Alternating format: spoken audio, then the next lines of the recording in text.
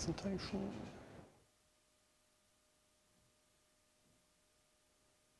So I'm ready. Okay. Is there just a little bit of water? So if no, I'm coming. Sara, vai a prendere un bicchiere di plastica anche? Sì. I will present you and then Sara will get with water. That's fine. So I can start, but just in case my... Yes, of course. Okay, so welcome. If you were there yesterday when it was my talk, you know that I have ranted a bit about Python packaging and the way to deliver software on a certain system. So I think I should just have waited for Anselm, who will now tell us how to build an advanced Python installation for Linux and Windows. So better than I could imagine. So thank you. So hello everybody, can you hear me? I think so. Okay, I'm going to talk about building an advanced Python installation for Linux and Windows systems. And just to give you an outline about my talk, I will start with a few words about me and my motivation, the outset of the project, and then we will dive into the problems and solutions we found for Linux and Windows. My name is Anselm Kruis. I'm working for an IT service company located in Tübingen, and my office is located in Munich. And while I'm here, Python is fun, and attending the EuroPython conference is even more fun. And we all like coding cool programs, writing cool stuff. And unfortunately, cool programs do not matter if they aren't used or aren't usable. So it's a very important thing to make your programs usable, and to make it usable you need a Python installation. And unfortunately there are some, it's not always easy to get a suitable Python installation, and if you're working in the industry and have to deploy software in a large scale, then it's sometimes really hard, and we have seen many bad examples. Well, all started about 2 years ago. My team and me, we had to implement a new product, and this product, it's actually an application to control high-performance computing jobs in the field of computer-aided engineering, but that's not important here. This product is based on stackless Python, actually 2.7, and we use PyGTK and LXML and PyCrypto and a bunch of other compiled extension modules. The software runs on various computers, starting with desktop PCs at the office of an engineer, and also in the data center on large HPC compute cluster systems, with currently about 35,000 cores altogether. So we have various suite of operation systems, various Linux distributions, all the 64 bits today, and the oldest are as old as Red Hat Enterprise Linux 4. And we have also Windows systems with 32 and 64 bits, starting with Windows XP Service Pack 3 currently. Well, probably there are also some Service Pack 2 systems still left, and also Windows on HPC clusters, so the Server 2008 HPC edition, something like that. From this sheer number of systems you see, and from our because our software is quite young, we release often, and therefore we need a code server-based installations, because we can't install the software on every computer. So we thought, what are the requirements for a Python installation? Well, we want only 2 architecture-dependent packets, one for Linux and one for Windows. We can't install these packets on a single computer, on the individual computer, so we need a serial installation setup. And it must be fully relocatable, because we don't know in the directory where the installation will end. And we have also usually more than one version installed at the same time. There's a development and integration and a production version, for instance. We must be able to use and maintain this Python installation in our product for another 10 years about, because we see the predecessor of this product, it's used since about 2002 now. And of course it must be reliable, at least reliable enough to run in the day-to-day operations without errors. And another point is we do not want to expose scripts to our users. So instead of calling Python some script.py, we want an executable wrapper. This makes it simpler to start the programs, and it makes it possible, for instance, on Linux to use our program as a script interpreter in the first line of a script. And you might wonder about the FG2. Actually, the product we developed is called FlowGuide version 2, and therefore you find this prefix still in this presentation. So, our overall approach was first to look for existing products, because if there's something you have already there, you haven't to invent it. But we didn't find anything that fit our requirements, and actually I wasn't aware of PyRun in 2010. I'm not sure if it even existed at this time. And so we crafted our own solution, and the solution has the advantages. It is targeted to our needs. We understand it well. It is maintainable for us, and it was a big disadvantage. It was an awful lot of work. Yeah, so my boss doesn't really know how much work it was. The overall layout, as we have on pure Python packet, containing all the Py files, data files, configuration, documentation, and we have to install it always. And then we have two architecture packets containing our Python interpreter and its library files, and so the compiled extensions and the wrapper for the Python scripts. And we install it as needed, and indeed the architecture-dependent packets are reusable, and we have reused them, I think, 3 times now. So the effort pays off at the end. Yes. So we get a directory layout. Here we have the independent part, and then we have an architecture subdirectory, and it contains another subdir for the Linux and another for the Windows. And packets, and within each architecture-dependent subtree, there's a bin directory, and this bin directory contains only the executables, either here a hard link to the actual Python interpreter or a wrapper for the scripts, and the same on Windows.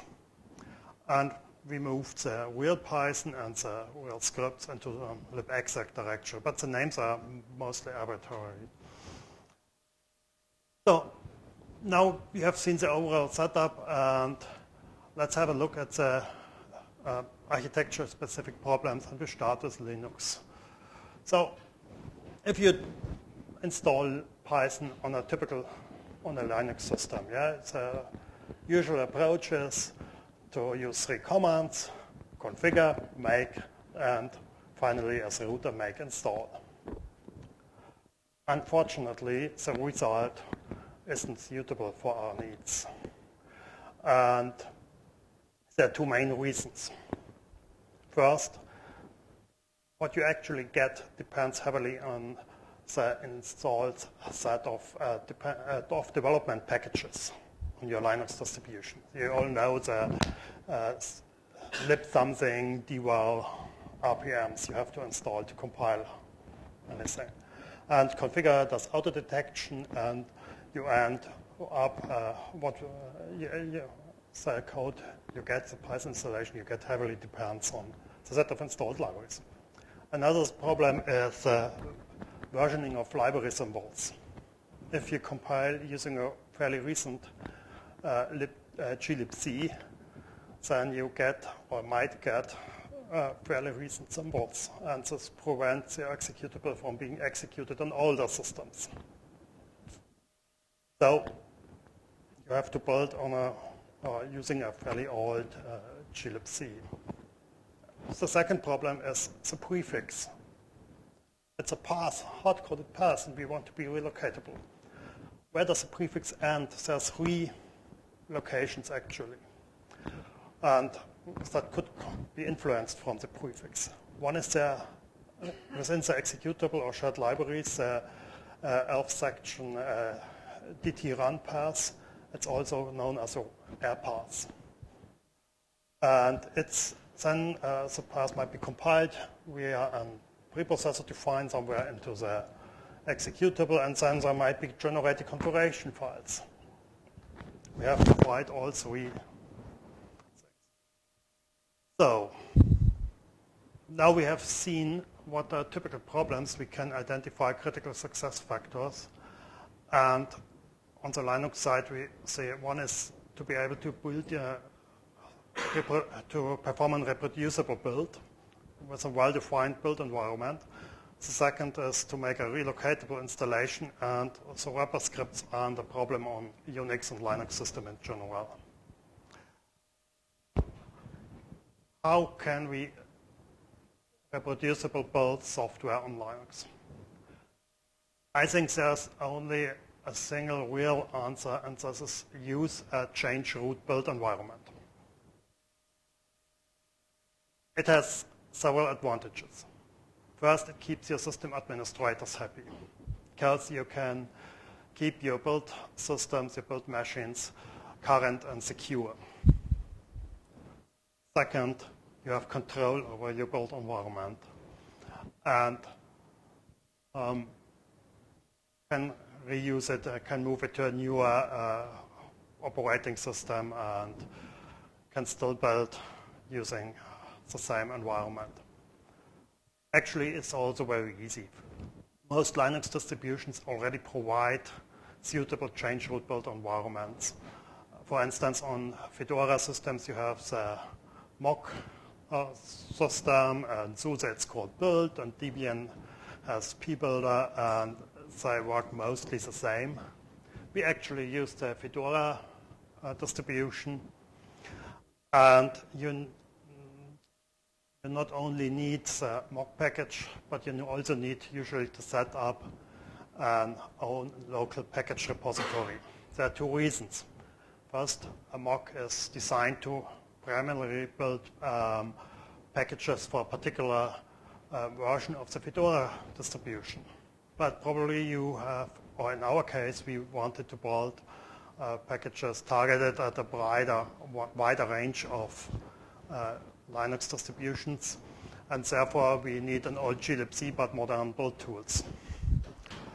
And then speed is also an issue. If the package repository is local, then building the creation of the change root environment, which is essentially installing a change rooted Linux environment, a minimal one, it's very fast. And you have the full control of the content. Please.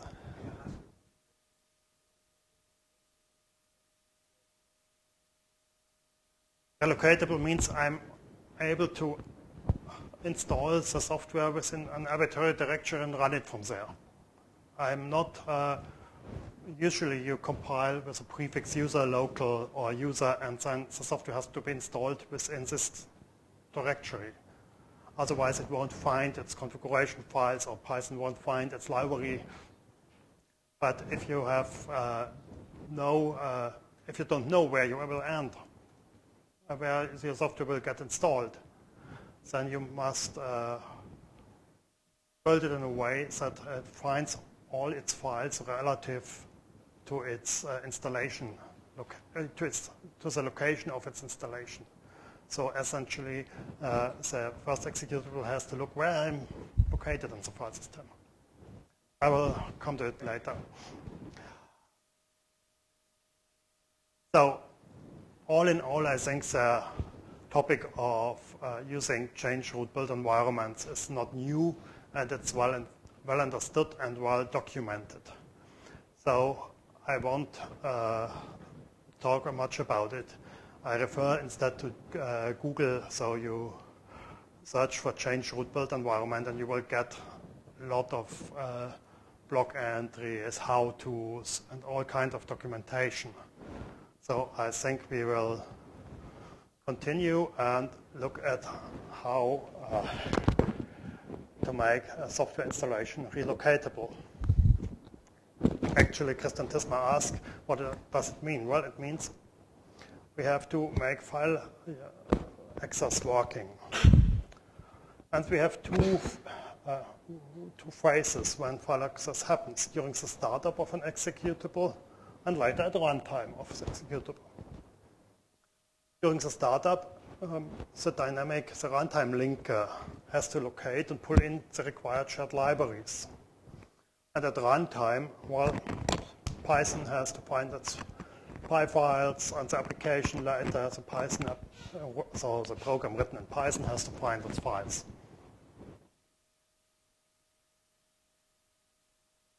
Let's look at the startup. The runtime linker locates shared libraries in two different ways. The system shared libraries, like the libc, and the maybe private shared libraries, which are only used by your application. For instance, with Python, the libpython, in our case 2.7, .so.1.0 is such a kind of shared library. System shared libraries, while there are several directories where they are located, and these are essentially configured using the central configuration files, etc ld.so.conf file, and there are no problem.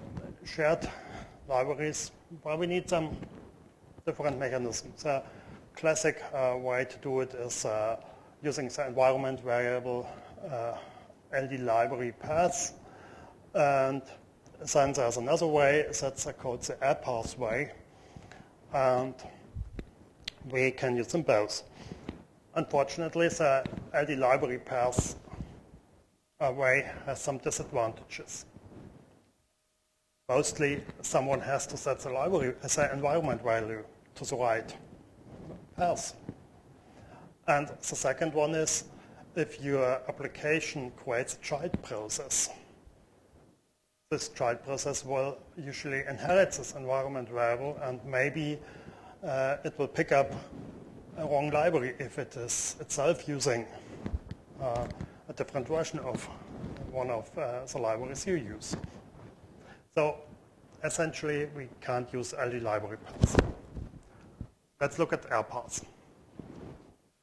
The RPATH feature, that's a feature of the ELF binary format. That's a format used for the shared libraries and executables, and of the runtime linker used on Linux.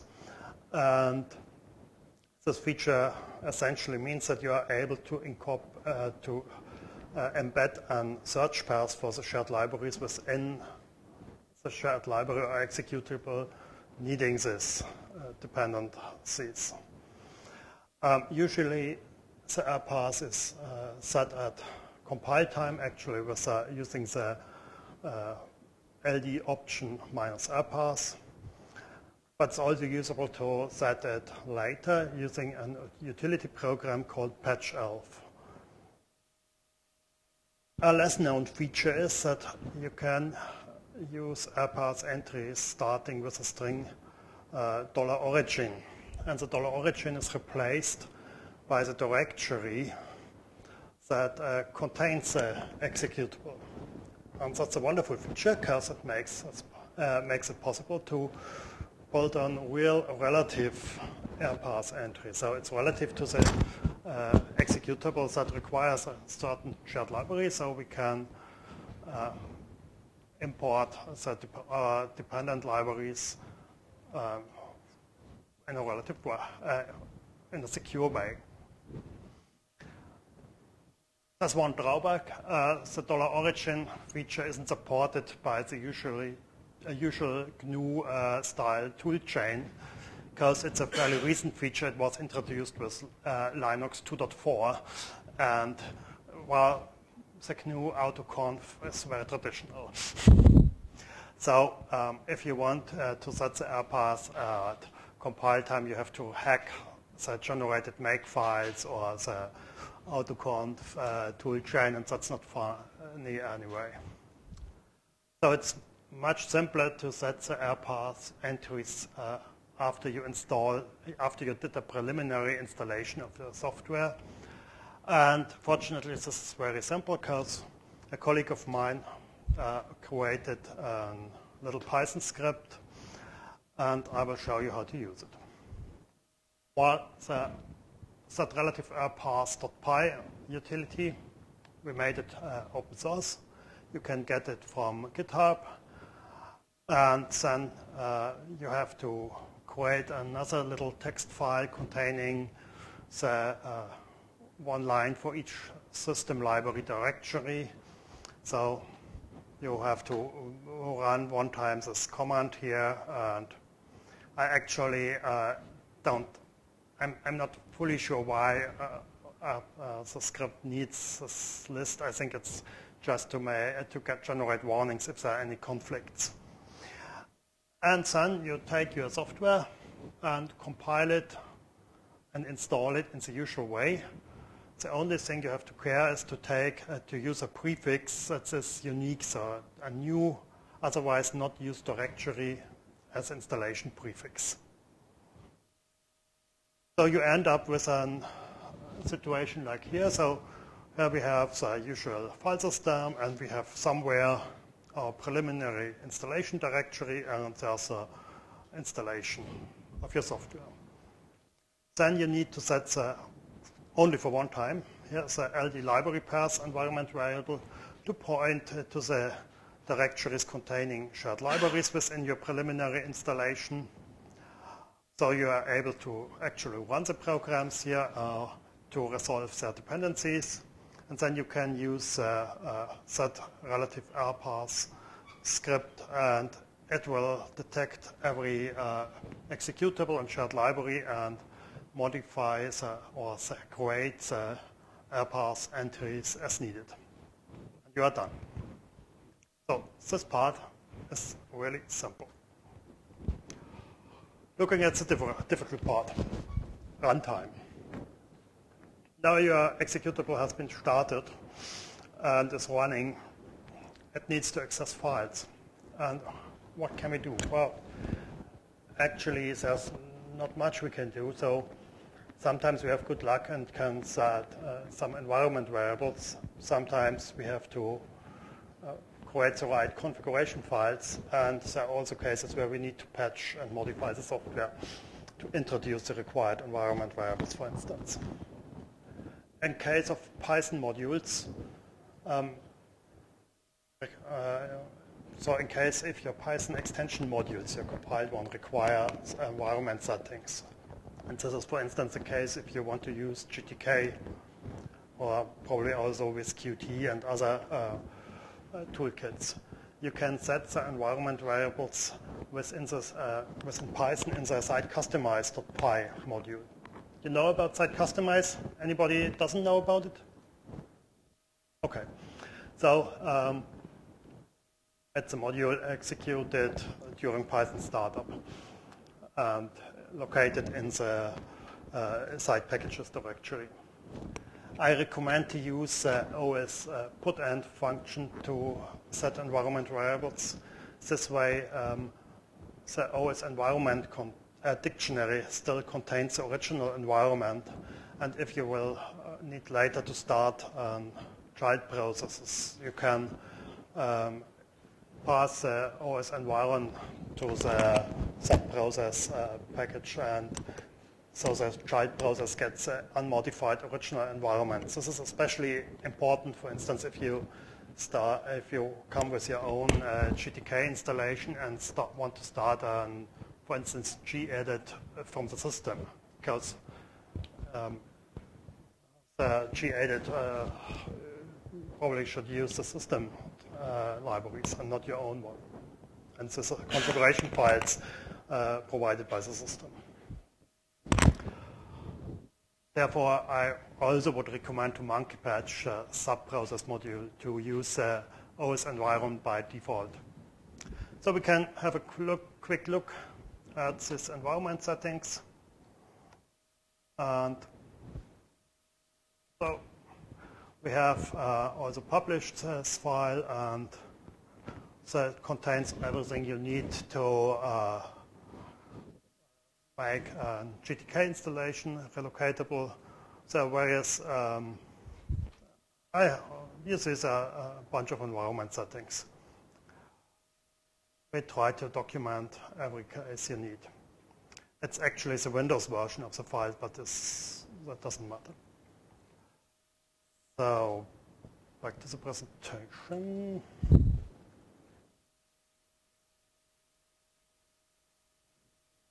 So, there's also the case where you need to create your patches, and there's not much to say about it. For just two things. Please push your patches upstream. Other people could use them too. Then if you introduce new environment variables, there are a few standards you could follow.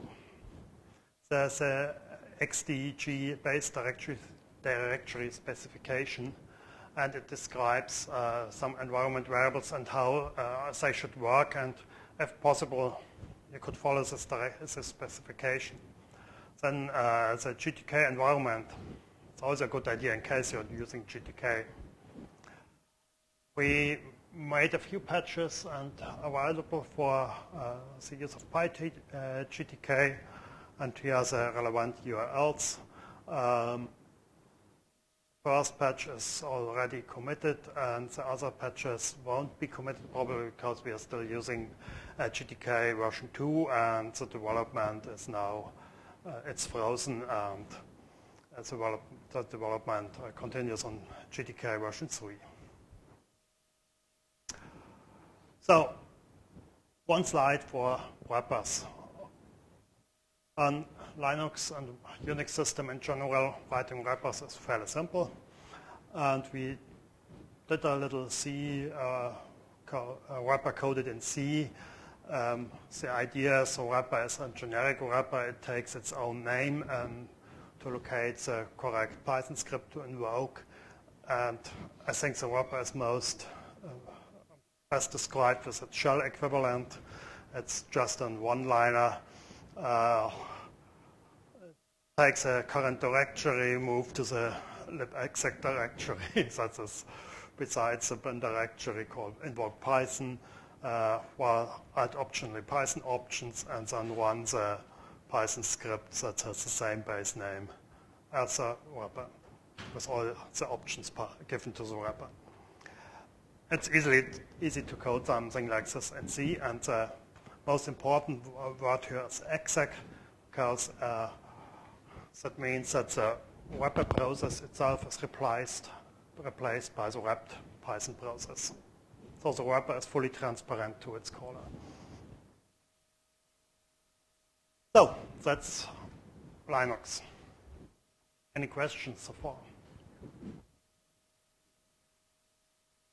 What about directly calling?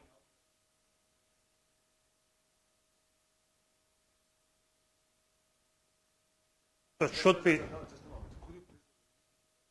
Okay, yes, okay. So the question was, what is directly calling LDSO and put in a library path?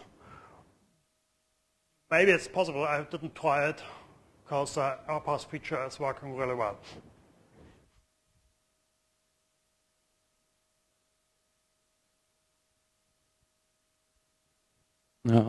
I didn't understand the last thing that you have written the interpreter or the wrapper as a C script, so you can run it as the interpreter. Okay. I believe you can in a shebang you can put there anything you want. So. Yes, but it must be an executable. So if you write a script, for instance a Python script, and the first line is the shebang line, and the command that follows on the after the shebang, it must be an real executable. So it can't be a script itself. Okay. So that's usually if you and it must be use an absolute path. So you have probably seen the user bin and Python singular. Okay. Another question here. Some more. I'm referring to the last slide. Can you maybe move back a step? This one? Yes, the slide which explicitly names the .pyc file. This only would work if the pyc file exists, right? So what would happen if somebody, as I do, regularly clears the pyc files?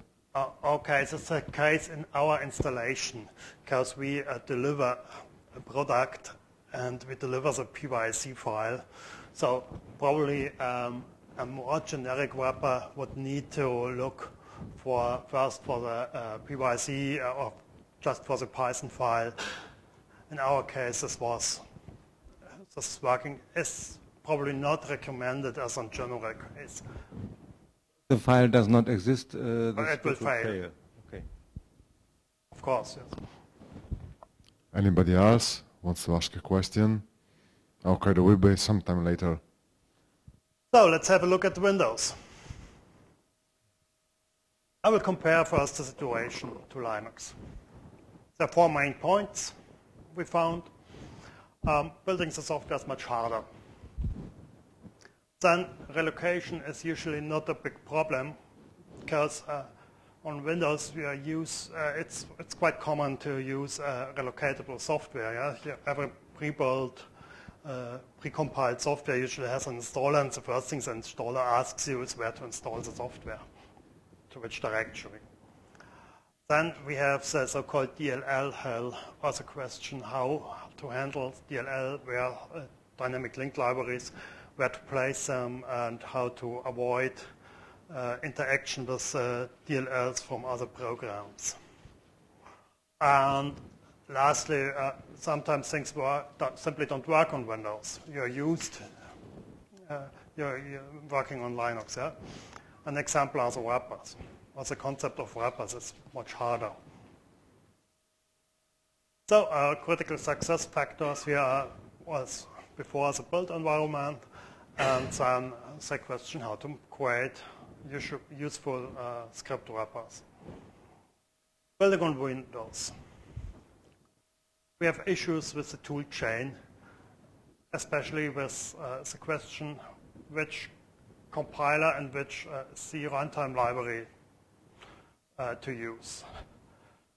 The questions aren't actually two separate questions, because on Windows, the C-Runtime library is a property of the compiler, not of the operating system, usually. That's different from Unix systems. On Unix, you have a C-Runtime library is a part of the system. It's actually a single documented interface to the system, and therefore every compiler uses the system-provided C-Runtime library. On Windows, the interface to the system is a Win32 API, and the C-Runtime library is a private property of the C compiler, at least if you use Visual Studio. There's also a system C-Runtime library that is delivered with Windows. That's the msvcrt.dll library, and this one is used by some compilers. The second problem is where to install private dynamic link libraries. Now, let's have a look at the toolchain issue. Python 2.7 uses Visual Studio 2008 by default, and Visual Studio 2008 brings it as a MSVCR90.dll runtime library. And several extension libraries with an Unix background require a Unix-style toolchain. On Windows, this is usually the MinGV compiler and MSys environment, or the MinGV compiler and a cross-compile environment.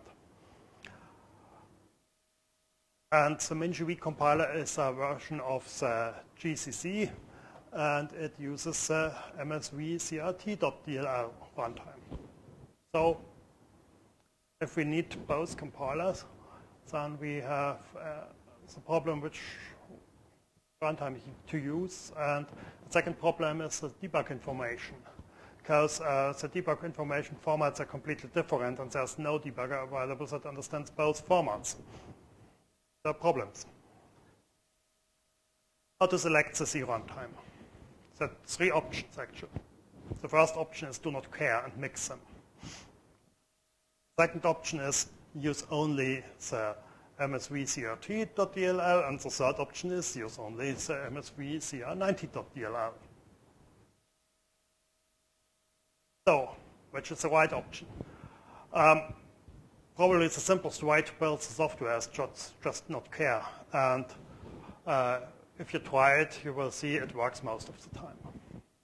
Also, the official binary is available at ftp.gnome.org.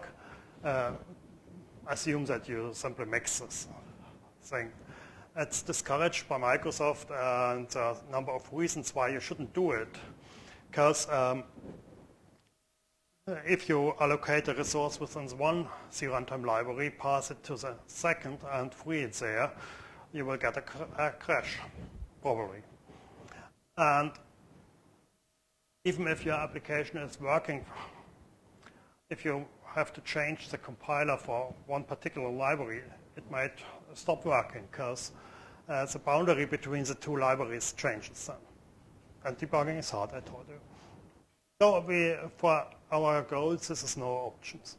The second possibility, use the MSVCRT.dll. It's a little bit better. While it's simple to use if you use the MinGV compiler or the old Visual Studio version 6. But who has still a version 6 available and the license and the actual software? It isn't available on MSDN even today. So there's a trick. You can use the current Visual Studio 2008 and the Windows driver kit. And actually it's fairly simple. We have published a blog entry, and it describes this in detail. And while there's one drawback or two, you'll use the access to precompiled extension modules because you're using a non-standard Python build. And debugging is still difficult. And you have also issues with the year 2038 because your time t data type is only 32 bits. So, also not the right solution. So we end up with using MSVCR90.dll. In this case, Visual Studio 2008 already does it, but the MinGV part is hard. You have to set up a build environment. And this build environment, well, you have no access to pre-compiled binaries, so you have to do it mostly on your own. There's also a documentation how to do it. The change from short, well, we modify the GCC spec file. The spec file of GCC controls how the various parts of the compiler interact, and our changes change the runtime library, and we also add a manifest and add an empty invalid parameter handler. The invalid parameter handler is required because Microsoft decided in his wisdom to change the semantics of some POSIX APIs. And without this handler, you will get a funny little dialogue saying your software stopped working. Yes or no? And then the manifest is also required because you're using the MSV CR90.dll library. It's a so-called known library, and if you want to use it, your software needs a manifest. Then you have to rebuild the compute as a MinGW runtime libraries to get rid of the dependency on the MSV CRT.dll and make them depend on the MSV CR90.dll. So it's a lot of work to set it up. But once it's set up, you can compile your software unmodified otherwise, and it will simply use a new runtime library. So if you do all this on Windows, you will take a lot of time drinking coffee, because actually the MSys runtime system is very, very slow. So I really recommend to use a cross-compile environment, and the cross-compile environment suitable for this kind of stuff is an environment provided by the Fedora 16 distribution, because it's the last environment that still uses the old MinGW 32-bit setup. All other distributions and Fedora 17 have switched to the newer MinGW 64 project, but these modifications here do not work for the MinGW 64 project, unfortunately. Another advantage of using the cross-compile environment is that it already provides a prepackaged software for the prepackaged packages, so the complete libraries required for GTK, libxml, libxslt, and some other are already available as source RPMs, so you can simply recompile them. And it's much simpler than to do it by hand. So much for the compiling. Now the DLL loading stuff. Windows looks for DLLs in the directories named by the path environment variable, and this is pretty bad, because if you place a binary that has a DLL located besides this binary in the path, then a different application might pick up your DLL. And the other way around is true too. If you locate a DLL via the path environment variables, you might get one from a different application, and both cases are bad. So do not place DLLs besides an executable, if this executable is going to be located via the path environment variable. And in case of Python, it's not unlikely that you want to add the directory where Python lives to the path. Where to place DLLs. Fortunately, there's a solution available since Windows XP Service Pack 2, and this is to add a manifest and place the DLL in a subdirectory. I will show you how to do this. The second option is to use a wrapper executable, and if you want to load DLLs at runtime, you could also use the ZDLL directory system API, and it works fairly simple. From within the C type, for instance, site customize.py, just use C types and set a suitable directory. So, some notes about manifests. It's a topic that is sometimes a little bit hard. Make it very short. There are two kinds of manifests: application manifests and assembly manifests. So the application manifest is usually embedded within an executable, and you can modify it using the mtexe tool from the Windows SDK. It's freely available. And an application manifest tells Windows what kind of assemblies are required by the executable. So we add simply an application manifest and say, hey, we need the assembly my.org Python DLLs. Well, we are talking about Windows 32 and an arbitrary version number. And then you create, for instance, if it's you add this manifest to python.exe, then we need to create a subdirectory with the same name as the assembly name, and you have to use exact the same spelling. And within this directory, we need to add an assembly manifest file and also the required DLLs. And the assembly manifest is very short. It just has an assembly identity line. It must be the same as within the application manifest, and you have to list the required DLL files. That's all you need. If you look at manifests generated by Visual Studio, you will see a lot of additional entries concerning the signing of manifests, public key entries and hash algorithms and things like that, but you don't need them. So this way the DLL is out of the directory containing the executable, and you won't get any problems with the search paths. There's another important application for manifests, and that's the user account control. If you, for instance, name an executable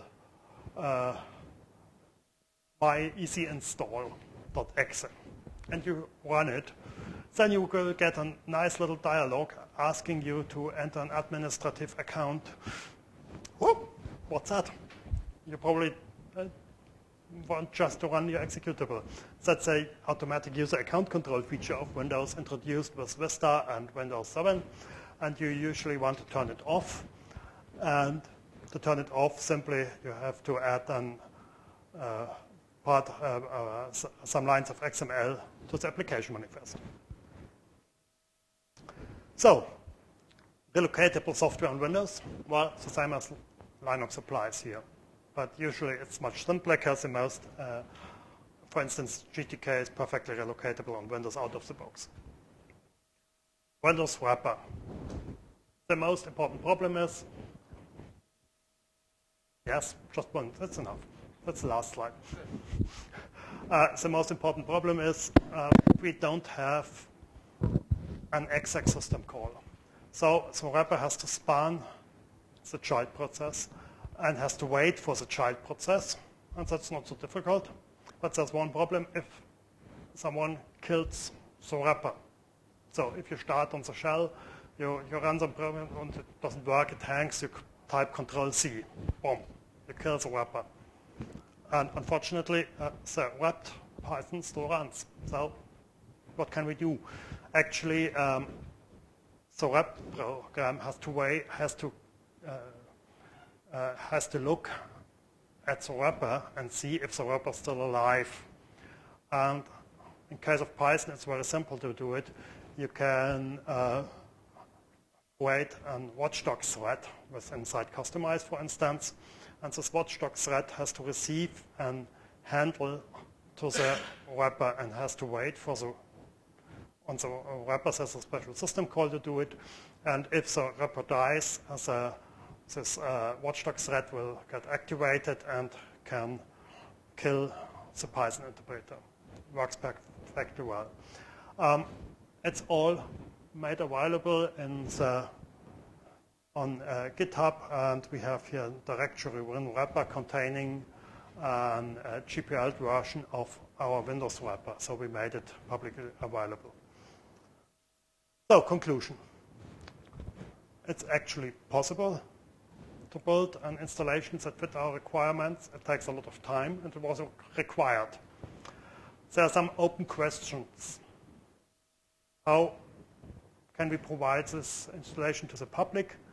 And we think our actual packages aren't ready to make it, to publish them, and they also contain some proprietary extensions, so we can't publish them.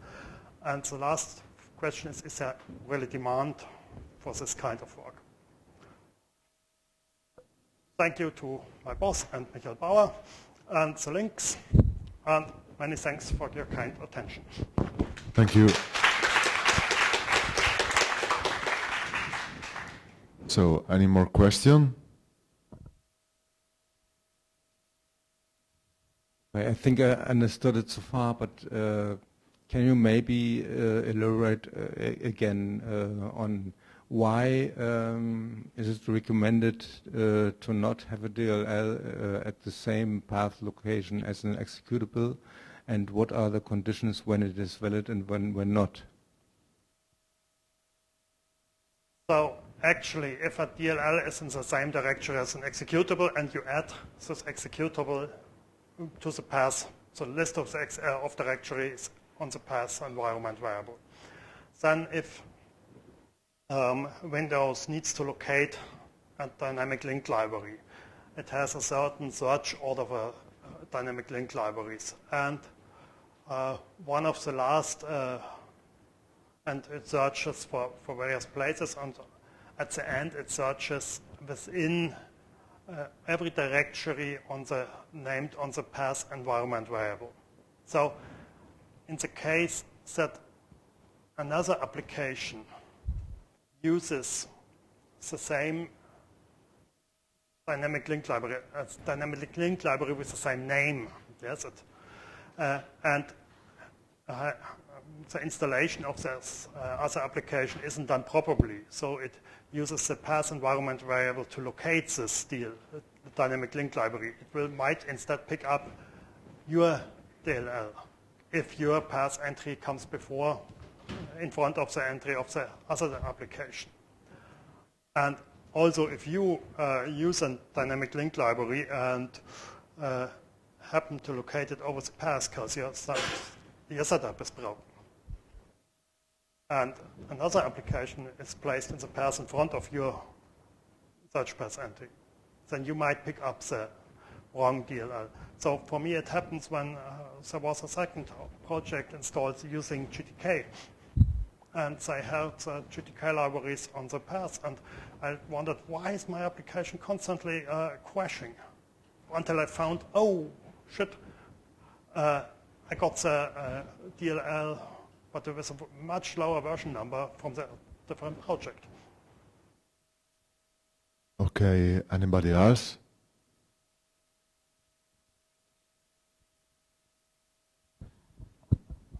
I just one more back to my question. I just tend to disagree that you cannot put in a shebang a script itself. It has to be executable, but yes, it can be a script. So I just wanted to tell anyone else, and I can show you that it works. Okay.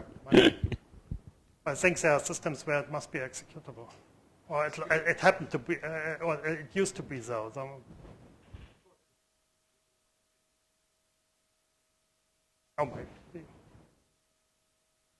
Any more questions?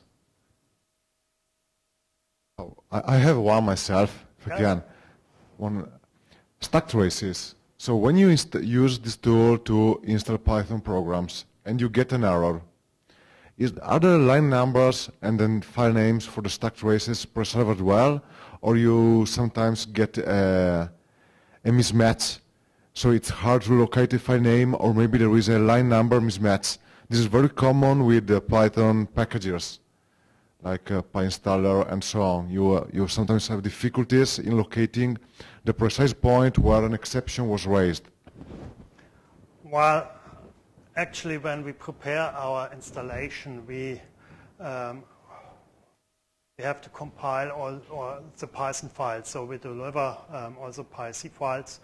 And if you look at the API for the utils, then you find that you can specify the path and a replacement prefix for the path compiled into the Python file. So we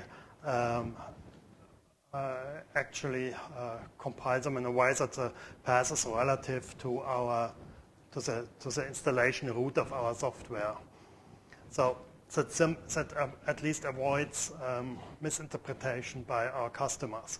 So we get the file names right and the line numbers, while they are write as long as nobody messes around with the files. Okay, okay. Oh, thank you very much.